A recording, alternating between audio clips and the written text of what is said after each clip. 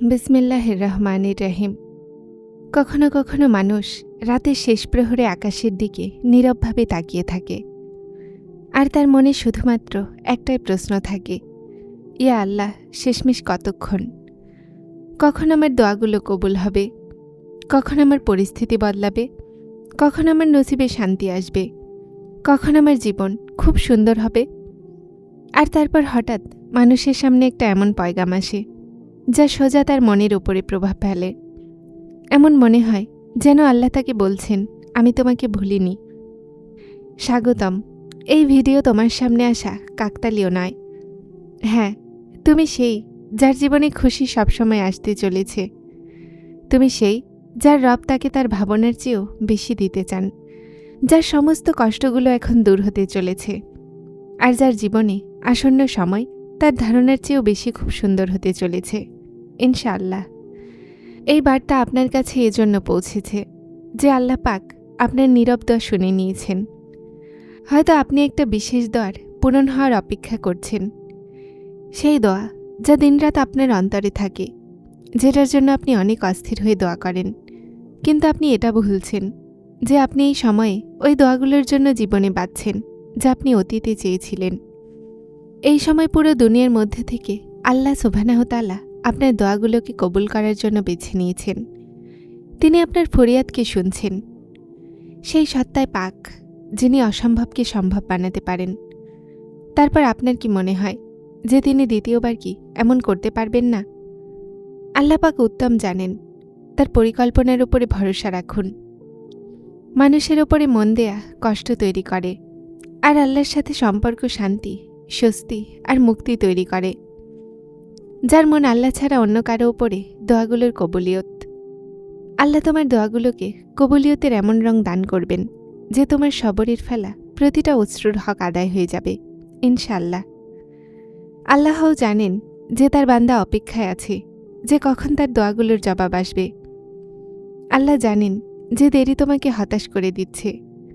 এজন্যই তো আল্লাহ বলেন, হতাশ হও না, ভেঙে পড়ো না, দুঃখ করো না। সবসময় মনে রাখো যে ব্যর্থতা তোমার সীমা পর্যন্ত আছে। আল্লাহ যিনি আল কাদির, উনি কুনের মালিক। উনি কুন বলেন আর জিনিসগুলো হয়ে যায়। ধারণার চেয়ে বাইরে, খেয়ালের চেয়ে বাহিরে। প্রশান্তি রাখো। আসন্ন দিন তোমার এত সুন্দর হবে যে তুমি আগের সমস্ত কষ্ট ভুলে যাবে। আর বিশ্বাস করো, তোমার রব তোমাকে এত খুশি করতে চলেছেন, এত দিতে চলেছেন যে তুমি অবাক হয়ে যাবে ইনশাআল্লাহ। যদি এই সময় জীবন কঠিন লাগছে, তো মনে রাখো এটা তোমার পুরো জীবন নয়। আল্লাহ পরিস্থিতি বদলাতে সক্ষম। সেই রব যিনি রাতের পরে দিন দেখান, সেই রবই তোমার কষ্টের পরে শান্তি দিবেন, তোমার জীবনে পুনরায় খুশি দিবেন, আর তোমার জীবন এমনভাবে সামলে নিবেন যে তোমার মনেই হবে না যে তোমার জীবন কখনো বিগড়েছিল। আজ অনেক মানুষেরাই নীরবভাবে ভেঙে যাচ্ছে। কারো ঘরের পরিস্থিতি খারাপ, কেউ রিজিকের কষ্টে আছে, কেউ অসুস্থতায় চিন্তিত, কারো মন সম্পর্কের কারণে জখমে আছে, আর কেউ এমনও আছে যারা সবার সামনে হাসে কিন্তু রাতে একাকিত্বে কাঁদে। কিন্তু শোনো, আল্লাহ তোমার অশ্রু দেখছেন, আল্লাহ তোমার নীরবতা শুনছেন, আল্লাহ তোমার প্রতিটা সেই দোয়া জানেন যা তুমি কাউকে বলনি। আর হয়তো এটাই ওই সময় যখন আল্লাহ তোমাকে পরীক্ষা করার পরে তোমাকে সেটা দান করতে চলেছেন যেটা তুমি শুধুমাত্র স্বপ্ন দেখেছিলে। মনে রাখো, আল্লাহ যখন দেন তো হিসাবে দেন না, তিনি তার শান মোতাবেক দেন। তাহলে কেন হতাশ হও? তোমার রব কি তিনি নন যে বন্ধ দরজা খুলে দেয়, যে অসম্ভব থেকেই সম্ভাবনার রাস্তা বানিয়ে দেন, যিনি বিষণ্ণ জীবন রং এনে দেন? শুধু একটা কথা মনে রাখো, দোয়া করা ছেড়ো না, নামাজ ছেড়ো না, আল্লাহর ওপরে আশা শেষ করো না। কেননা যেই দিন আল্লাহ কোন বলে দিবেন, ওই দিন তোমার বছরের চিন্তা মুহূর্তে শেষ হয়ে যাবে। আর হয়তো এই কথাগুলো তোমার কাছে পৌঁছানো সে আসন্ন রহমতের আশার একটা নিশানি। কখনো কখনো মানুষ বারবার দোয়া করে, কিন্তু পরিস্থিতি বদলাতে দেখা যায় না। তারা নামাজে কান্না করে, সেজদাতে মিনতি করে, রাতগুলোতে জাগে, আর তারপরও যখন কিছুই বদলায় না, তো তার মনে আস্তে আস্তে এই খেয়াল আসে, ইয়া আল্লাহ, আমার দোয়া কি কবুল হবে না? আর এটাই ওই মুহূর্ত হয় যেখানে শয়তান মানুষের মনে হতাশা দেওয়ার চেষ্টা করে। সে তোমাকে এটা মনে করায় যে হয়তো এখন আর কিছুই বদলাবে না, হয়তো তোমার ভাগ্যে শান্তি নেই, হয়তো আল্লাহ তোমাকে ছেড়ে দিয়েছেন।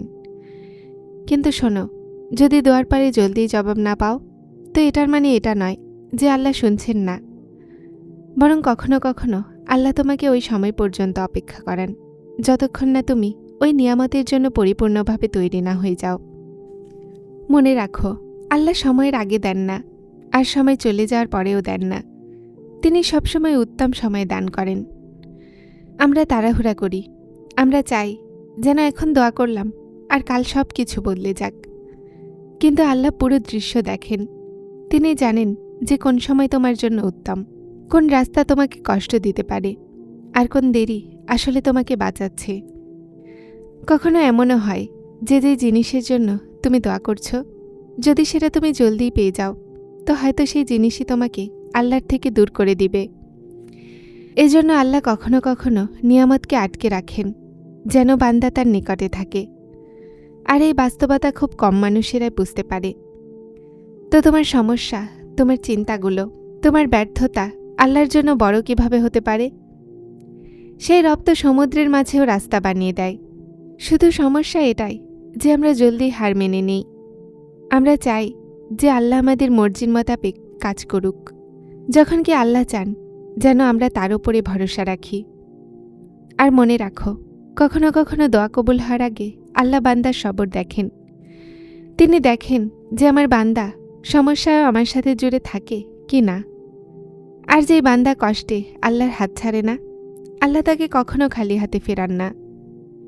যখন তুমি সিজদাতে পড়ে কেঁদে দিবে, কেননা আল্লাহ তোমাকে তোমার তাওয়াক্কুলের চেয়ে বেশি দান করে দিয়েছেন হয়তো। ইনশাআল্লাহ, যদি তুমি এই বিশ্বাস রাখো যে আল্লাহ প্রতিটা কষ্টের পরেই স্বস্তি দান করবেন, তো মন থেকে আলহামদুলিল্লাহ অবশ্যই লিখো। যদি আপনার এই বার্তা পছন্দ হয়েছে তো লাইক, শেয়ার আর সাবস্ক্রাইব অবশ্যই করুন।